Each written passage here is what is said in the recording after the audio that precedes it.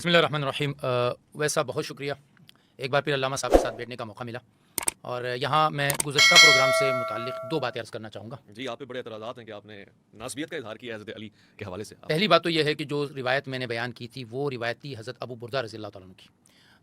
چونکہ نام کی قربت تھی اور ہیٹ آف دا مومنٹ آدمی جو ہے کوئی غلطی کر جاتا ہے، تو وہ ابو بکرہ میری زبان سے نکلا ہے۔ حدیث رسول صلی اللہ علیہ وسلم میں احتیاط ہونی چاہیے، کوئی ایک لفظ بھی من گڑت یا اپنی طرف سے نہیں ہونا چاہیے۔ اس پر میں اللہ سے بھی معافی مانگتا ہوں اور اپنے سننے والوں سے بھی معافی مانگتا ہوں۔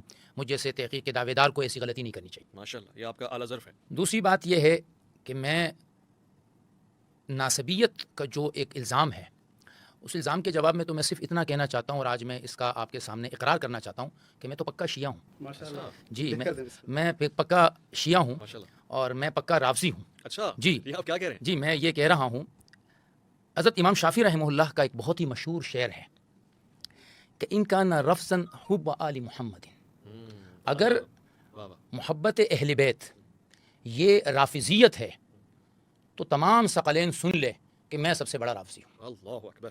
اگر حب آل محمد شیعیت ہے، حضرت حسن حسین سے محبت شیعیت ہے، جو ابو بکر رضی اللہ عنہ نے کیا کہ مسجد سے نکلے، حسن گلی میں کھیل رہے ہیں، اٹھا کے کندھے پر بٹھا لیا اور پھر کہنے لگے میرے پیارے تو اپنے باپ سے زیادہ اپنے نانا کے مشابہ ہو، اور علی سن کر ہنس رہے ہیں۔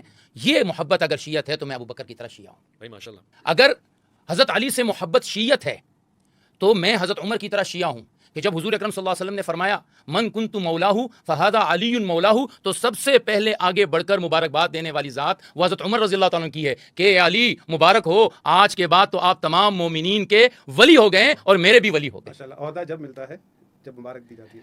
اب یہاں سے یہ ثابت ہوا کہ انہیں ایک عہدہ ملا تھا جس کی مبارکباد دی جا رہی ہے۔ میری نماز اس وقت تک مکمل نہیں ہے جب تک کہ میں اہل بیت پر درود نہ پڑھوں۔ سبحان اللہ۔ یہ احناف کے کانسیپٹ میں نہیں ہے، لیکن کیوں؟ حنفی کانسیپٹ میں نماز دیکھیں وہ میں عرض کروں Declare کر دینا۔ نا کہ ہمارے نزدیک تو نماز کی تکمیل کے لیے تشہد تک پڑھنا ہے، لیکن اگر درود پڑھے بغیر ایک آدمی نماز پڑھتا ہے تو ہم تو یہ کہتے ہیں نا کہ یہ نامکمل نماز ہے۔ آپ نے سنت والی نماز نہیں پڑھی، آپ نے جان چھڑانے والی نماز پڑھی۔ آپ کی نماز مکمل کب ہوئی؟ جب آپ نے کہا اللہم صلی علی محمد وعلی آل محمد۔